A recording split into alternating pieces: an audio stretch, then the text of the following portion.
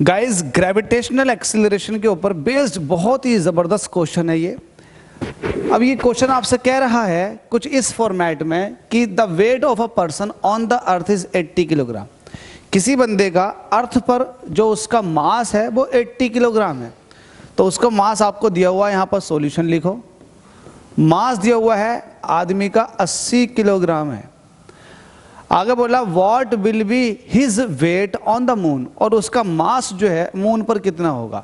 देखो यहाँ दो चीजें हैं, एक है वेट और एक है मास। ठीक है, यहाँ पर हमसे कहा है the weight of a person on a earth is 80 kilogram. अगर ये यूनिट किलोग्राम में है तो इसका मतलब ये मास दिया हुआ है, और आपसे कह रहा है कि बताओ इसका वेट जो है, वेट स्पेशली वेट मून पर कितना होगा। तो मून पर एक फोर्स पूछ रहा है जो ग्रेविटेशनल फोर्स होगी, जिसको आप वेट कहते हो। तो मून पर वेट पूछ रहा है, और जब भी आप वेट निकालते हो तो वेट इज इक्वल टू होता है मास इनटू ग्रेविटेशनल एक्सीलरेशन। अगर आप मून पर हो तो मून का ग्रेविटेशनल एक्सीलरेशन चाहिएगा, अगर आप सैटर्न पर हो तो सैटर्न का, अगर आप मार्स पर हो तो मार्स का। जिस प्लैनेट पर आप हो आपको अपने मास से वहां के ग्रेविटेशनल एक्सीलरेशन से मल्टीप्लाई कर देनी है। अब अगर आपके पास मून का ग्रेविटेशनल एक्सीलरेशन है तो आप डायरेक्ट मल्टीप्लाई कर दो इसकी ग्रेविटेशनल एक्सीलरेशन से, आपके पास वैल्यू आ जाएगी वहां पर वेट की। बाय द वे आपको नहीं पता जीएम कितना है मून का ग्रेविटेशनल एक्सीलरेशन, तो उसको निकालने के लिए आपको डेटा दे रखा। हमसे कह रहा mass of the moon is इतने, रेडियस ऑफ मून इज इतने, एंड ग्रेविटेशनल कांस्टेंट ये मास बॉडीज के बीच में इतना फिक्स है।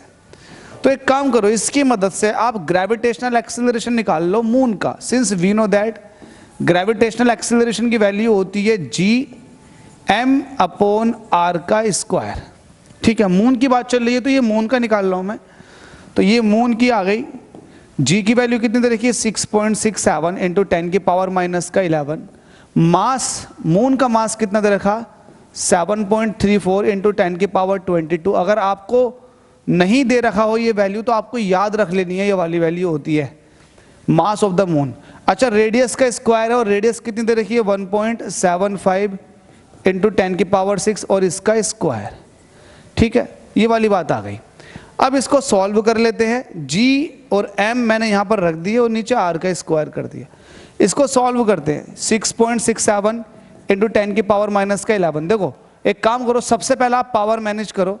ये 10⁻22 है, ये 10⁻⁻11 है, तो 10⁻11 बचेगा प्लस का, मल्टीप्लाई बाई 7.34, ये ऐसे रहेगा। नीचे देखो ये 1.75 का स्क्वायर है, तो इसका मतलब 1.75 की 1.75 से मल्टीप्लाई है। ध्यान देना, 10⁻6 का स्क्वायर होता है 10⁻12।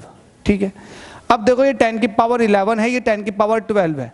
अगर काटोगे तो 10⁻⁻1 से मल्टीप्लाई और करनी पड़ेगी ऊपर। इसको ऐसे भी समझ लो कि नीचे 10⁻1 बचेगा। एक काम करो, ऐसे ही समझो कि नीचे 10⁻1 का मतलब है नीचे 10 बचेगा। नीचे कितना बचेगा 10 बचेगा, सिर्फ यहाँ पर 10 बचेगा क्योंकि ये 10⁻11 था, ये 10⁻12 था, तो 10 बचा। अब देखो पॉइंट के बाद 2 डिजिट, पॉइंट के बाद 2 डिजिट, तो पॉइंट से पॉइंट खत्म। पॉइंट के बाद 2 डिजिट, पॉइंट के बाद 2 डिजिट, तो ये वाला पॉइंट से पॉइंट खत्म।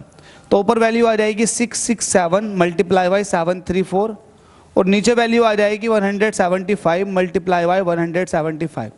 नीचे जो 10 था ऊपर जाकर 10⁻⁻1 बन जाएगा ये। ठीक है, इसको सॉल्व कर लेते। 667 को 175 से डिवाइड करो, 734 को 175 से डिवाइड करो और आंसर पालो। ठीक है, इसको सॉल्व करने की कोशिश करते हैं। 667 की 734 से मल्टीप्लाई करो। पहले 667 की 734 से मल्टीप्लाई करो।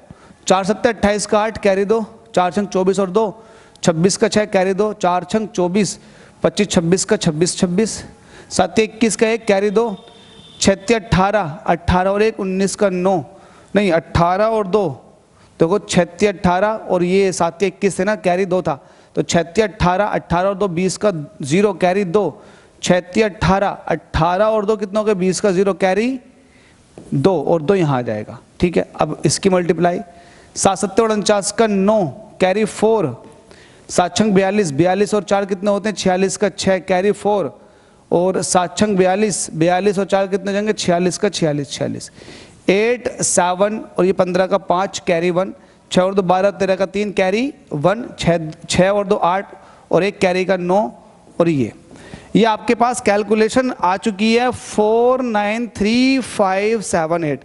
मैं ये कैलकुलेशन चेक कर लेता हूँ, कभी ऐसा ना हो कि मैं कैलकुलेशन में थोड़ी बहुत मिस्टेक हो जाए, क्योंकि यहाँ पर कैलकुलेशन जल्दी जल्दी की जा रही है। अगर मिस्टेक हो जाएगी तो सब कुछ गलत हो जाएगा। तो एक बार मैं मल्टीप्लाई करके देख लेता हूँ, चेक कर लेता हूँ क्या ये सही आया है। 734 तो 489578, देखो थोड़ी सी मिस्टेक आई है। 489, 6 और 2 8, 8 और 1 9, कैरी 1 ही तो है यार, कैरी 1 ही तो था। 6 और 2 8, ठीक है, जोड़ो 8 ही का 8 ऐसे ही, 6 और 1 7 का 7 ही 7, 9 6 15 का 5 कैरी 1, 6 और 2 8, 8 और 1 ये 9, ये 9 आएगा। देखो एडिशन में मिस्टेक हो गई थोड़ी सी, और 6 और 2 8 और 4 ऐसे ही। तो 489578 मुझे लग रहा था 489578 ये आ गई ऊपर की कैलकुलेशन। तो मैं इसको ऐसे लिख सकता हूँ, इसको मैं यहाँ लिख सकता हूँ, इसकी जगह पर, इसकी जगह पर मैं ऊपर लिख सकता हूँ। क्या निकल कर आई थी 489,578 और ये 10 की पावर माइनस का 1 चल ही रहा है। और नीचे क्या है 175 की 175 से मल्टीप्लीकेशन। ये बड़ी आसान है। जब भी आपको ऐसे नंबर दिखाई दे जाए या फिर ऐसे नंबर का स्क्वायर करना पड़ जाए जिसके लास्ट में 5 है, तो वो बहुत आसान है। डायरेक्ट 5 का स्क्वायर कर दो 25, और 17 की उससे अगले वाले नंबर 18 के साथ मल्टीप्लाई करो। तो 17 की 18 के साथ मल्टीप्लाई की जाएगी तो कितना हो जाएगा, 17 17 में होते हैं 289, और एक बार 17 और ऐड कर दो, क्योंकि 17 18 बार है तो 17 के 17 बार देख लिया आपने, 289 हो गए। एक बार और बचा वो आपने लिख दिया। 9 और 7 6 का 9 और 7 16, 16 का 6 कैरी 1, 8 और 1 9, 9 और 1 10 का 0 कैरी 1, और 2 और 1 3, 306 हो जाएगा। तो ये हो जाएगा 30625। तो वैल्यू आ जाएगी 30625। ग्रेविटेशनल एक्सेलरेशन या फिर ग्रेविटी के क्वेश्चन में सबसे बड़ा मिस्टेक यही है कि उनमें कैलकुलेशन थोड़ी सी लंबी होती है। अब आपके पास ये आ चुका, एक काम करो, ऊपर वाले नंबर को नीचे वाले से डिवाइड करवा दो। तो 489578 को डिवाइड कर देना है 30625 से। डिवाइड करोगे एक बार चला जाएगा, क्योंकि ये ऐसा मान लो कि इकाई दहाई सैकड़ा हजार 10,000 लाख 4 लाख है, और ये है 30,000, 30,625। तो कितनी बार जाएगा 30,625, इसको डिवाइड कर लो कितनी बार चला जाएगा, एक बार चला जाएगा। तो डिवाइड करके देखो वैल्यू कितनी आ रही है 489578, इसको डिवाइड कर दिया आपने 30625 से, तो वैल्यू आ रही है 15.98। इसको डिवाइड करके वैल्यू आ रही है 15.98। यार ये थोड़ी सी कैलकुलेशन आपको करनी पड़ेगी। मैं यही कर रहा था, एक बार इसको भेज रहा था। तो 15.98 आ जाएगा इसको सॉल्व करके, कितना 15.98, और ये 10 की पावर माइनस का 1 आपके साथ चलता रहेगा। ठीक है, ये थोड़ी सी कैलकुलेशन परफॉर्म करना आप लोग। अब 10 की पावर माइनस 1 है, इसका मतलब ये है कि पॉइंट को आप लेफ्ट में एक प्लेस और खिसका दो, तो ये हो जाएगा 1.598। इसको राउंड ऑफ करोगे तो ये 1.6 हो जाएगा, 1.6 मीटर पर सेकंड स्क्वायर, क्योंकि आपने ये क्या निकाला, gravitational acceleration of the moon, जिसकी वैल्यू 1.6 होती भी है। मैंने आपको ये निकाल कर दिखाई है, ये होती भी है। जी की वैल्यू कितनी है 1.6।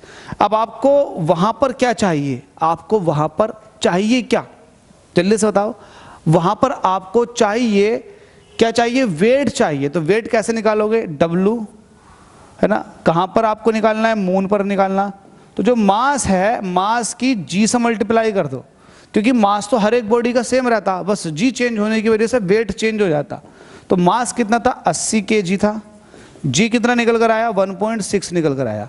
80 की 1.6 से मल्टीप्लाई करो, 0 से मल्टीप्लाई करोगे तो पॉइंट खत्म हो जाएगा, तो 16 की 8 से मल्टीप्लाई कर दो, बड़ा आसान है, 80 हो जाएगा, और 8 छंग 48, तो ये हो चुके हैं 8 4 128।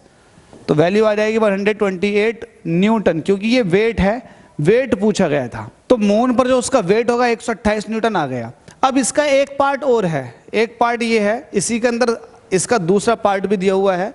आपसे कह रहा है what will be the mass of the person at the moon, moon पर मास कितना होगा। और ये आपको अच्छे से पता, मास चेंज नहीं होता है, मास एक फिक्स क्वांटिटी है, ये मैटर को बताती है कितना अमाउंट है मैटर का। तो मास तो कहीं पर भी चले जाओ आप, प्लैनेट कोई सा भी हो, इवन अगर आप सन पर भी चले जाओगे तो मास तो चेंज नहीं होने वाला, इवन आपका वेट चेंज हो जाएगा, क्योंकि वेट जो है वो ग्रेविटेशनल एक्सेलरेशन पर डिपेंड करता। चलो मास क्या हो जाएगा, मास सेम होगा, तो आप कह सकते हो mass of the person on the moon will be 80 kilogram. बात खत्म। तो पहला वाला पार्ट हो गया, दूसरा वाला पार्ट हो गया। अब आपसे कह रहा if this person can jump 2 metre high on the earth, वो आदमी अगर जमीन पर 2 मीटर ऊंचा कूद सकता है तो बताओ हाउ मच हाई, तो कितना ऊंचा कूदेगा मून पर, वो मून पर कितना ऊंचा जंप लगा सकता। तो ये डिपेंड करता है मून के ग्रेविटेशनल एक्सीलरेशन पर।